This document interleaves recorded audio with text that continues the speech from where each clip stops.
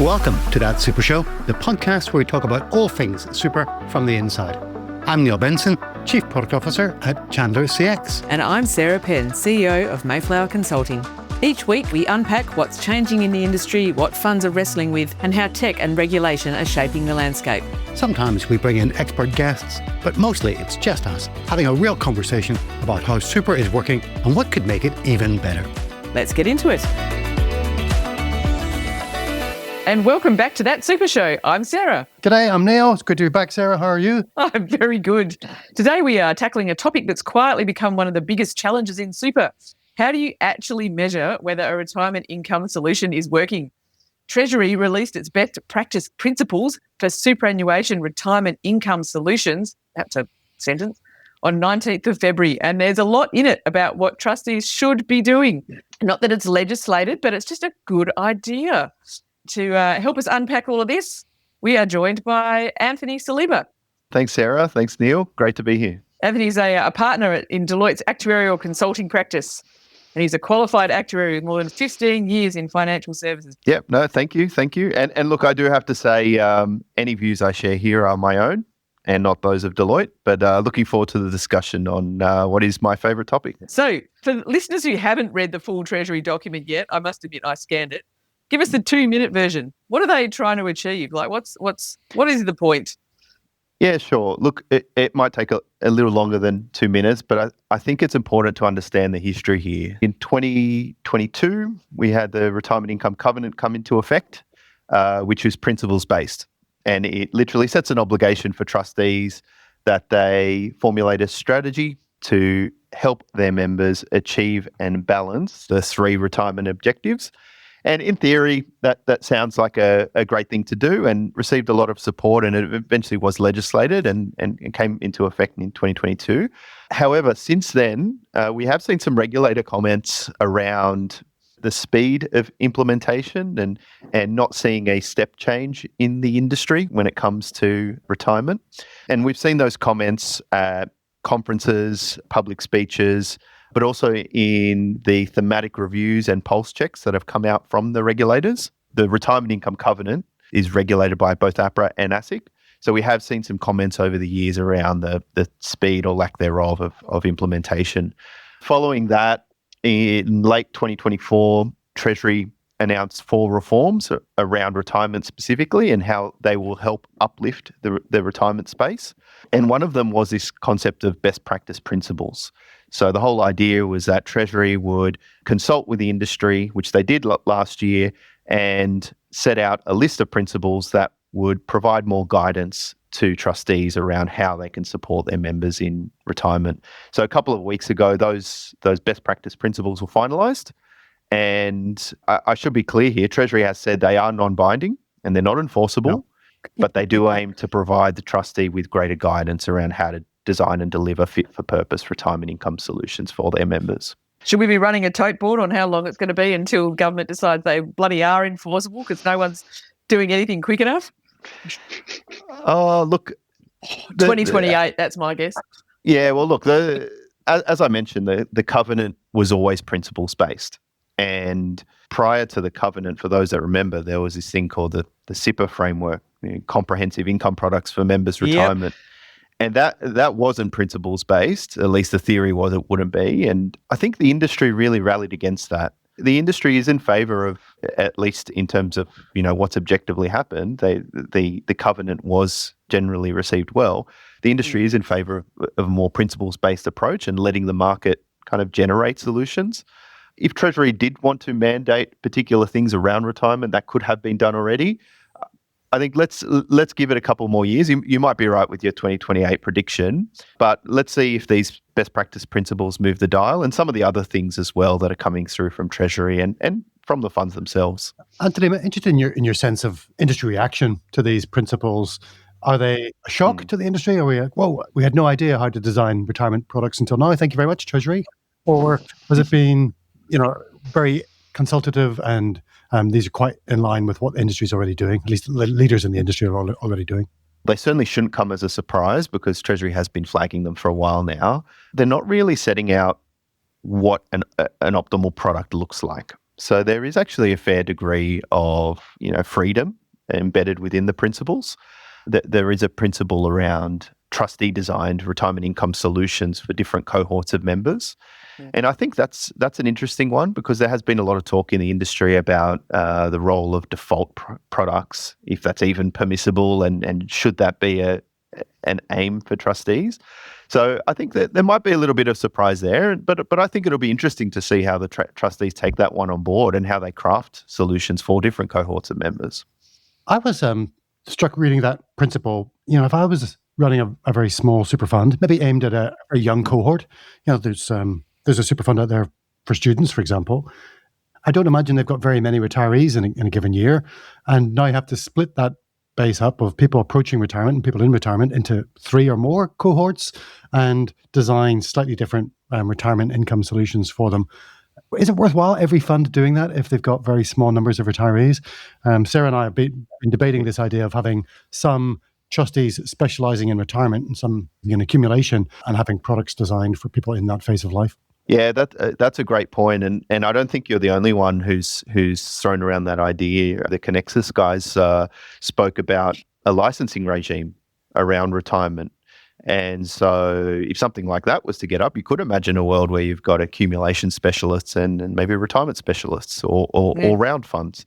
But to answer your question directly, absolutely, mileage will vary by fund, and the principles themselves say that there's not a one-size-fits-all solution when it comes to retirement.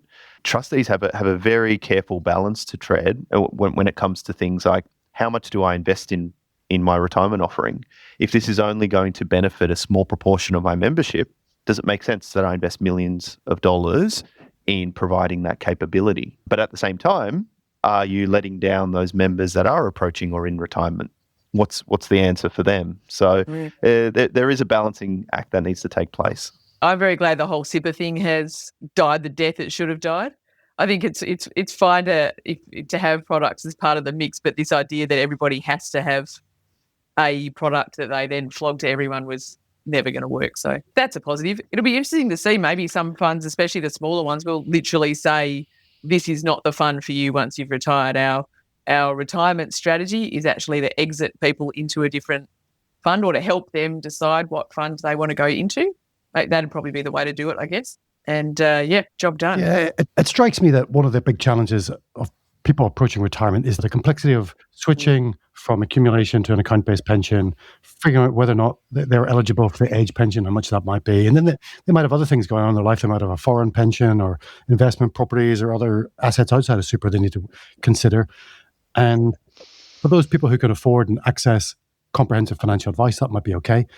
Now we're talking about a new class of retirement products, lifetime income products, formerly known as annuities, that retirees just don't seem to be that keen on for lots of reasons.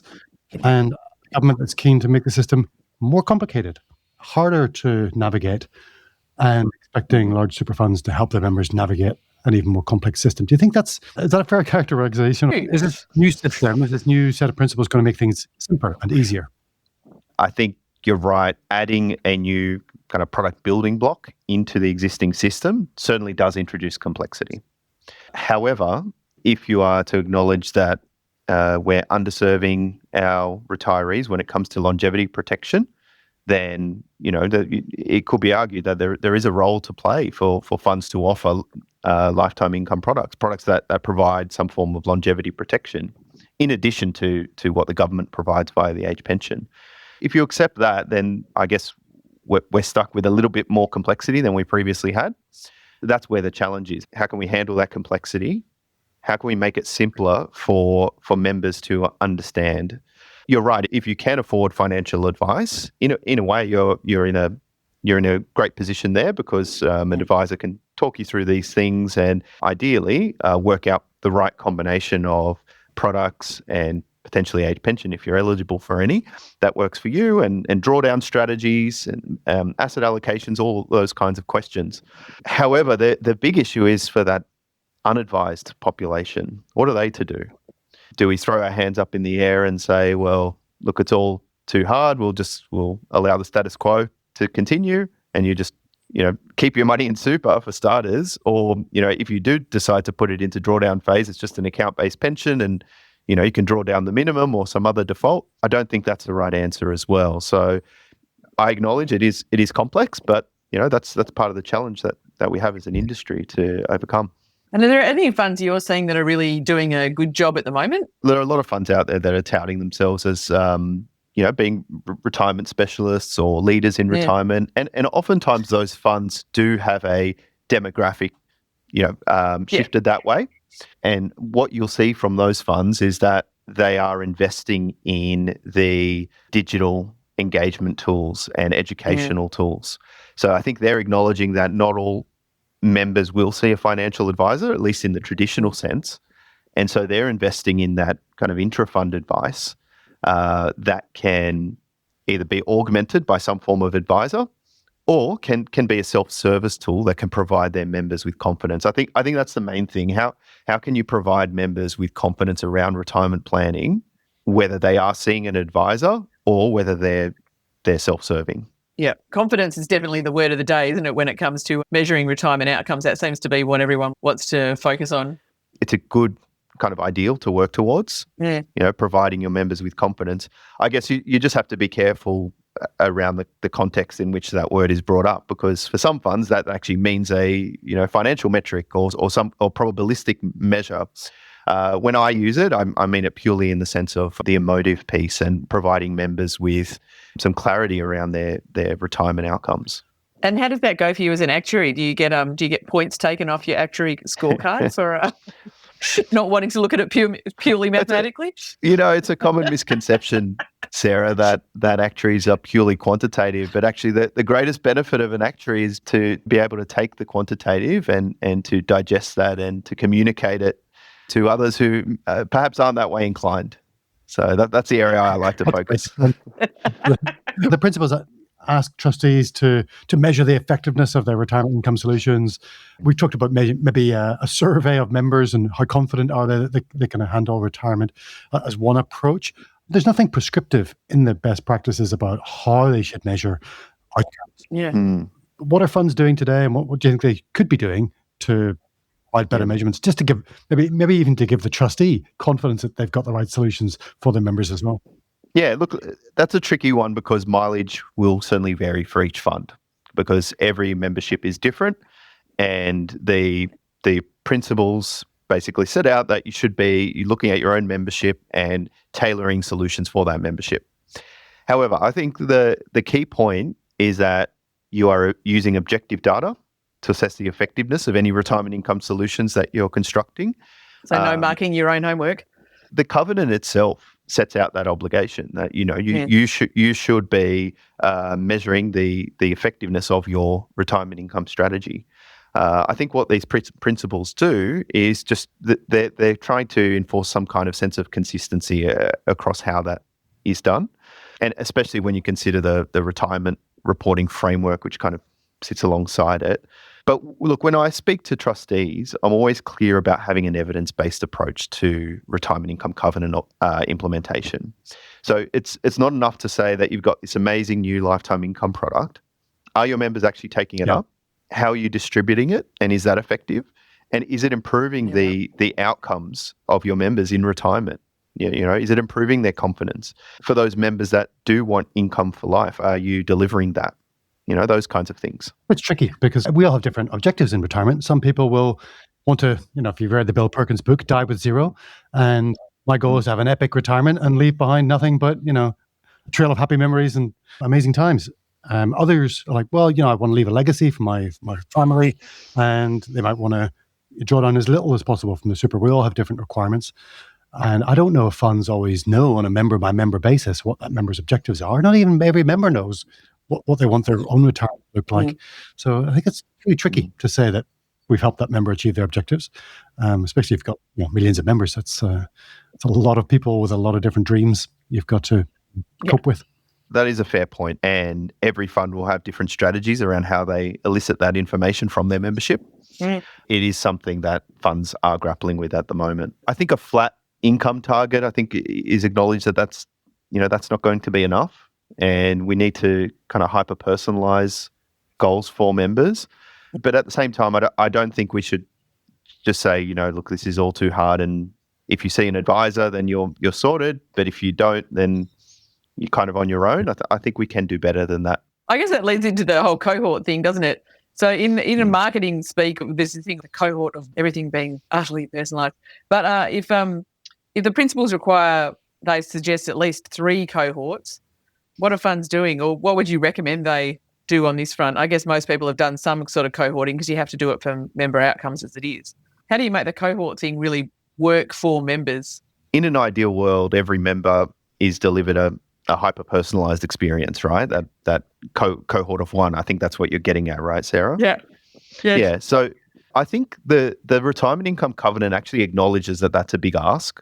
And so trustees are encouraged to subclass or cohort their membership into groups with similar characteristics to make that challenge a bit more digestible for the trustees. What we've seen recently is a lot of trustees cohorting on the basis of life stage as a dimension, and also wealth or superannuation balance. And that's almost as acting as a proxy for age pension expectation. And so in doing that, you kind of get a rough idea of, okay, well, which members would benefit from having some lifetime income, or what would be an appropriate drawdown strategy for this particular cohort of members. And that seems to work pretty well. Is anyone like doing really sort of heavy duty demographic analysis, or most realistically, if you have, balance as a proxy for wealth and life stage, is that enough to kind of get you most of the way to where you want to go? What are you seeing? Yeah, I think more sophisticated funds are not using the superannuation balance as a proxy. They're doing a little bit more there and trying to, because remember, I said that could be used as a proxy for age pension expectation. So you could actually dive a bit deeper there and work out, all right, well, do they have assets outside of super?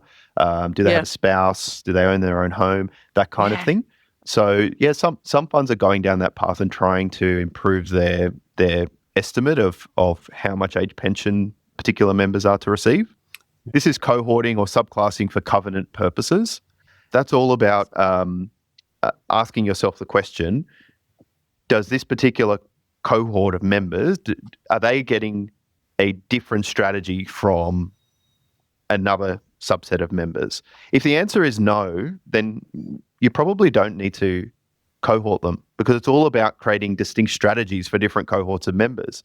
Now, that's not to say you can't deploy your analytics in a million different ways to come up with creative engagement strategies within your overarching retirement income strategy. And a lot of funds are still doing that. They're doing the underlying analytics.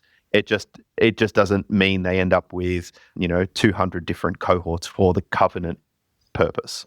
So I think that's an important distinction. Right, yeah, because the covenant's about, are you giving them something different that each cohort should actually look? Yeah, are you devising a unique retirement income strategy to help those members achieve and balance their objectives?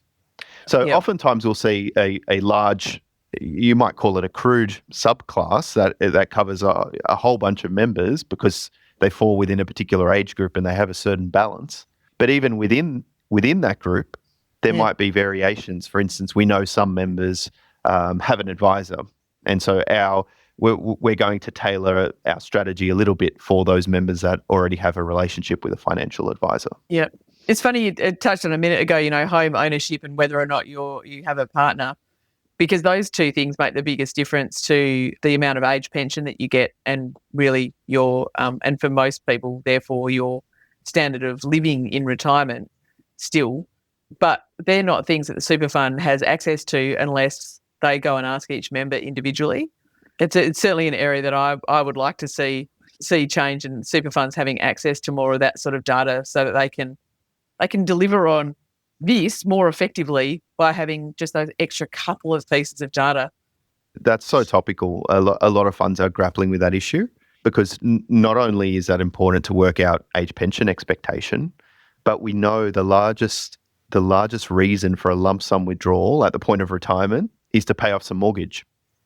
Yeah. It's oftentimes to pay off whatever mortgage is remaining. And we know retirees are retiring with larger and larger mortgages.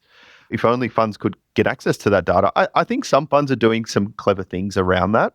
For instance, if you're offering a comprehensive retirement income calculator that is member authenticated, so you already know a whole bunch of information about your member in terms of super balance and insurance premiums, so you could pre-populate that information, then you're providing a useful tool to your members that can not only give them some support around retirement planning and improve their confidence, but it's also capturing information about them as well. So the more information they disclose, the more accurate that is. So it's a little bit of give and take.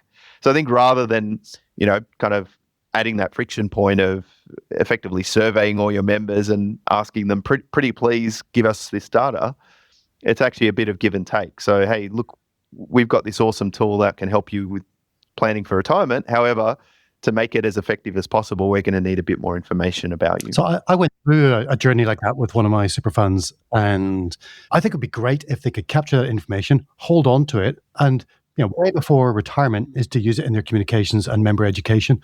So instead of just at random throwing me an invitation to a webinar about the First Home Super Saver Scheme, and then throwing me an invitation to a planning for retirement webinar, if they have taken me through a journey like that and captured that information, and for the next 20 or 30 years, they can market to me more appropriately. You're in your 30s. Have you thought about additional contributions? You're in your 40s. Have you thought about doing this? You're in your 50s. If you thought about downsizer contributions, just those member communications, more life stage appropriate. Yeah. And then straight into the retirement planning, because they know how much I'm likely to have on my mortgage. They know I'm married. They know my health is looking good and my plans for retirement, and what age I hope to retire. But the tools that capture that data today, my gut feel is they sit in a silo. And they're not part of the core registry. They're not part of the organization's data lake or data warehouse. And they're certainly not part of any marketing that is sent to me later on. They just sit in a little planning tool. Well, funnily enough, a big part of the reason why they don't send you marketing with that stuff is the test for personal advice is, does the member think that you are telling them something based on personal information you hold about them? And basically. And so if they send you something saying, we've noticed, Neil, that you haven't paid off your house yet and you're 75 or whatever. So would you like to come to a webinar on, using lump sums to pay off your mortgage? If you, from that marketing, you then take the lump sum out, pay off your mortgage, and it all goes horribly badly, the fund is running a risk that they will be sued by ASIC for giving personal advice. So at the moment, that is the core reason why they don't use any of the information they have to do any better marketing, because they're all horribly worried, and understandably, they'll run afoul of the personal advice laws. So that's the other thing that is really needed to make this stuff fly, which is the second part of the DBFO and the nudging stuff. Please, God, please, can that come? Superannuation prompts should help with all of that. But like you say, Sarah, we need the guidance around those rules and what is permissible. Yeah. So that funds don't fall foul of things like the anti-hawking laws. Yeah, because they really want to do better. And I tell you what, they have marketing teams who are champing at the bit to get out there and do this stuff. And every time they try, they get whacked over the head from compliance who says, guys, do you not understand? We can't do it. So it's a really perverse set of incentives. So we're making the system more complex, and our hands are tied from providing tools that guide people through the complexity. Come on, Treasury. We do less best practices, more DBFO tranche 2, please. Well, it's all stuck with Molino at the moment, who's looking at the whether or not we really need a lower class of advisors given the mess from Shield and First Guardian. But hopefully he can just put that bit to the side and sort the rest of it. One of the sections in the best practices is around drawdown pathways and how these should be encouraging members to maybe look to draw down a little bit more than the legislated minimums that are age-based today.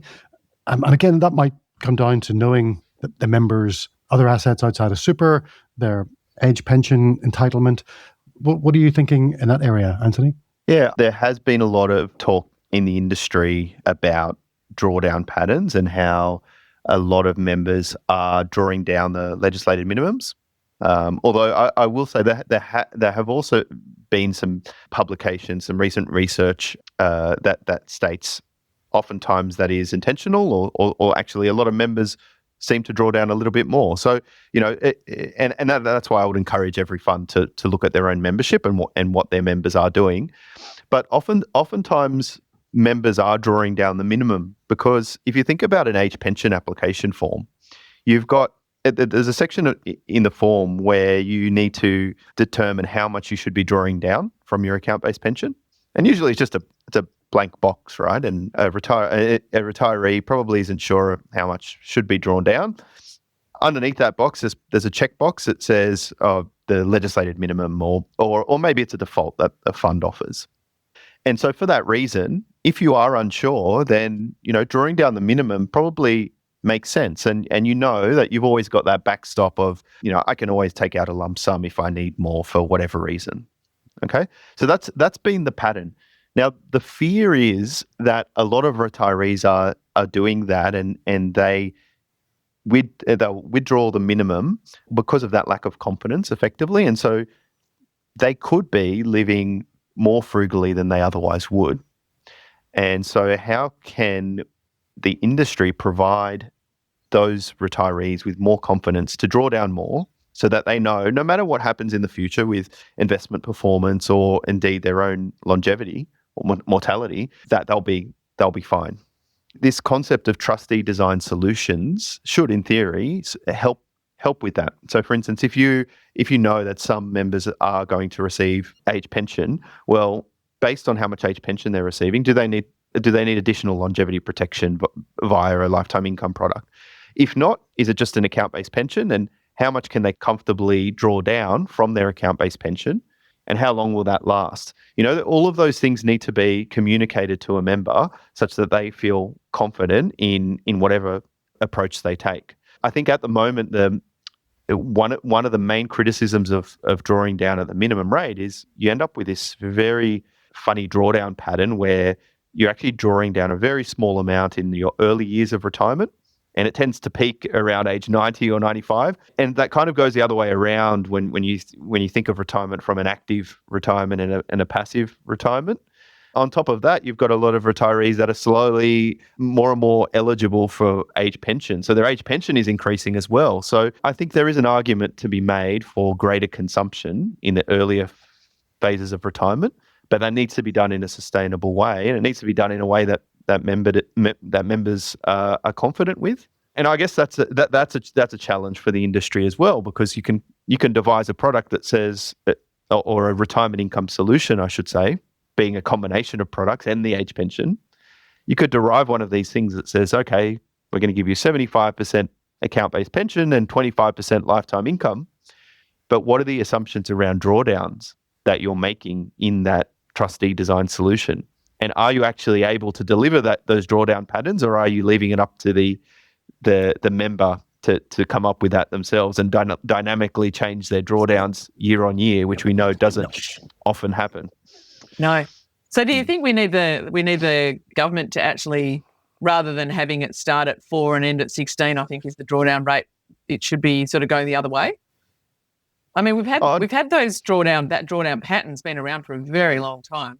Maybe that needs looking at as well, just to add to the list of things. I'm not going to go down that rabbit hole, but look, I think the reasons behind why that exists makes sense. You certainly want your super to be consumed for retirement income purposes. It's just that if our industry choice architecture is nudging people into suboptimal outcomes, then maybe we should be looking at that. And I think trustees have a role to play. We shouldn't always just blame the government for some of the behaviours we're seeing. I think there's been quite a lot of lobbying that it should be reversed and people should be encouraged to draw down more in early retirement. The cruise lines and the caravan associations. If that happened, that doesn't necessarily mean that the funds need to be spent. So I think thinking through that hypothetical, that the money would just end up in bank accounts, but it potentially, being taxed. So there'd be lots of things to work through. It is this thing, isn't it? When people talk around, the government's making me take my super, and it's like, well, but the government's not taking your super. The point is, you now have that cash and you can do whatever you like with it. You can, in some cases, you can stick it back in super, you can invest it in something else, you can go on a cruise. You can. It's right. For your consumption. It's not actually for someone else to consume. It's sort of an odd way that gets spoken about. Like if you have to take it out of super, that you personally don't get it anymore. Anthony, we've talked before on the show, and I didn't see anything mentioned in the best practice principles coming out from Treasury around two big inactions a lot of people fail to make as they approach retirement. One is to convert their accumulation account into an account-based pension, even though they have stopped working. Therefore, they're paying more tax on that account than they could do. And the second one is delaying their claim for age pension by a year or two and not claiming, on the day that they become eligible. And for people on with low balances or no other source of income, that's tens of thousands of dollars a year they're missing out on if they delay that action. Nothing in here about helping members, take those two actions. Yeah, I actually think on your first point around conversion from accumulation to drawdown, a lot of funds have been talking about this lately and are trying to capture data around their own membership to ensure that as many members as possible are converting to drawdown. I believe that's actually captured in the retirement reporting framework. So that's separate to the principles. So that'll be interesting to see once that's published by APRA, how the various funds are performing on that particular metric. But the point around age pension, absolutely, that's huge. We hear so many times that there are retirees that apply for the age pension, a couple of years later than they could have, and that is a real shame. What I'd love to see is, and I think some funds have mentioned this as well, giving the funds a little bit more control or ability to apply for the age pension on their members' behalf, and so that they can not only capture the data they need to perform that application process and see it to completion, but also to get the age pension in the retiree's hands as soon as possible. I mean, that really would make such a big difference to people. Yeah. I think was it Debbie Blakey from Hester was saying that, of all the things they can possibly do, because the people in Hester don't generally have large account balances, if they could get people to get their age pension the minute that they are eligible for it rather than 3 years later, that would make more difference to the retirement outcome for those people than anything that Hester could do under any circumstances, any old which way. There's just nothing else that makes as much of a difference as getting them onto the age pension at a decent... I understand the argument, for sure. Yeah, decent time frame. Actually, while we've been talking, I thought for my own entertainment purposes, I would download the age pension form. It's 26 pages. So, and I have heard actually that making an insurance claim is difficult, but applying for the age pension puts all of it in the shade in terms of how tricky it is to actually get everything right, get the paperwork done to get the age pension. Yeah. I've heard similar. Yeah. Super funds being experts at paperwork, because that's most of what it is, could presumably do a much better job. A big elephant in the room, Anthony, and you're an actuary, so you probably know this better than anybody else, is the complexities around annuities. So if I think of the actuarial profession, I always think of annuities. They're not as popular as I think they should be. There are some new modern annuities from providers who specialize in nothing else. And I think they're quite attractive. They take away some of the disbenefits that perceive of annuities, like what happens if I pass away after a couple of years of taking out an annuity and all that money I paid up front gets swallowed. Do you see more innovation in that product development space coming? And do you think we'll ever get over the resistance a lot of people have to taking out an annuity? Are they going to have an important place in retirement? Yeah, it's a tough one, because you're right. The take up of such products has been low historically. At least over the last 20 years or so. Now, you've got annuities, you've got lifetime income streams, you've got innovative retirement income streams. It is important to be using the right language around these things, because different words mean different things, and different products provide different levels of longevity protection. I think if you take it back to the obligation that trustees have in the covenant, it is to help their members achieve and balance those three objectives.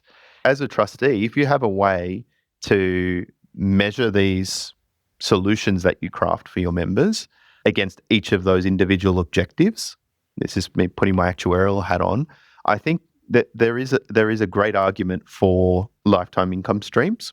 I'll use that kind of generic term, because they do have the potential to provide risk management when it comes to the sustainability and stability of income. How can that be communicated better? I think that's the key question. I think historically these products have been sold in isolation as an individual product. And that's why you might remember years ago there was those variable annuity products, and They had elements of account-based pensions and lifetime income streams, and there was even one that had payments linked to the RBA cash rate. I remember seeing one of those. So all these whiz-bang features. However, take a step back and we actually think about a retirement income solution as a combination of product building blocks, and we communicate the retirement income solution in that way, then I think we should see less resistance to annuities as a kind of product off to the side, but rather it just forms one part of my overall retirement income solution, and it may work for some people, it may, and it will not work for other people. It's it should be up to the retiree at the end of the day to decide what their composition is, but that doesn't mean the trustee can't design an overall retirement income solution that they think would work pretty well. So I think that'll be the key to overcoming the resistance. In recent times, you're right, we've seen some new products being developed. However, I don't think the popularity of those products is necessarily linked to innovative things around drawdown patterns and the like. I think it's more so to do with age pension entitlements, and there are some new products that you can actually opt to take out during accumulation. And if you do, you can get a potentially large Social Security benefit.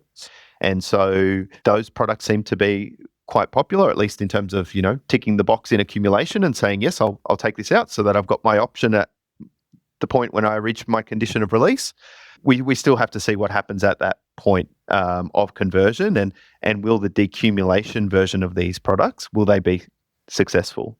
Now, if you have the engagement tools to properly articulate the benefit that you're providing members, then I would expect conversion to be higher than what we've seen historically, because in some cases the benefits are quite lucrative. Tying back to what we were saying earlier about the age pension, imagine if a fund could apply for the age pension and actually deliver that in conjunction with a dynamically drawn down account-based pension and any lifetime income stream. And of course, there are so many things to get through to be at that state where we can do that as an industry. But I think that there's great potential in the benefits that a model like that could bring. Well, I've got one more. Anthony, let me run this scenario past you. And I don't know how widespread this is. I think it's probably fairly rare, but it's possible today that as I approach retirement, I draw down my super as a lump sum to, let's say I've got $1 million in super, and I take out more than $500,000, a decent amount, and I upgrade my family home, go from a nice 3-bedroom house, I buy a 5-bedroom house somewhere on the beach, and I now qualify for the age pension because that asset is not counted towards the asset test. And we end up as a society paying age pension to people who are asset rich and income poor, at least asset from a primary place of residence point of view. And we spend $40,000 a year paying age pension to those people who it probably wasn't designed for. Do you think that's widespread, that people are withdrawing their super? We talked about withdrawing from super to pay off any remaining mortgage. But for those people with no mortgage, are they using it to upsize family homes in order to claim age pension? I haven't heard much about that, Neil. I have heard of, just anecdotally, cases of maybe upgrading a bathroom or kitchen or something like that. But I think you touch on a broader challenge, which is, I guess it's a government problem. How can we deal with it? The case of those retirees who are extremely asset rich but cash poor. And I know the Actuaries Institute has put out some research around, what are some things we can do to the assets test and things like that to perhaps introduce more equity into the system. But of course, anything needs to be done in a very careful way to ensure there aren't second and third order consequences to people. There are a lot of retirees who are reliant on the age pension, and so we do need to be careful with that. I do think there is a role for equity release products to play in this space.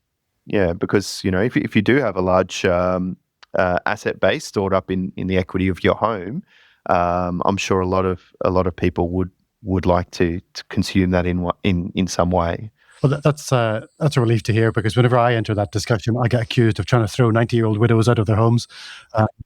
But equity release No. has got an important part to play there to make sure they have an income that maybe doesn't need to be government funded, taxpayer funded. Is there anything else we haven't covered today in the best practice principles or in your recent work that you'd like to cover? I think we've touched on a lot of points today. I think one thing I will say is if you are a trustee looking at these best practice principles, always keep two things in mind. And one is that whenever you're measuring something, always just take an evidence-based approach to that. I feel as though and that applies to the covenant in general when it comes to your retirement income strategy and how you're implementing that. As long as you're taking an objective approach to how you look at your membership and their needs, and also the retirement income solutions that you're crafting to them, then I think that'll be viewed quite favorably by the regulators. And also make sure when you are looking at trustee design solutions that you're looking at how the individual objectives of the covenant are being fulfilled by that solution.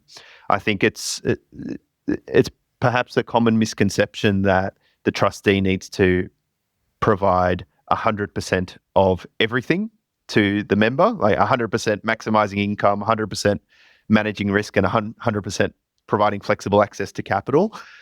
Whereas in reality, I think the beauty of the covenant is that it acknowledges that there is a trade-off that needs to be made.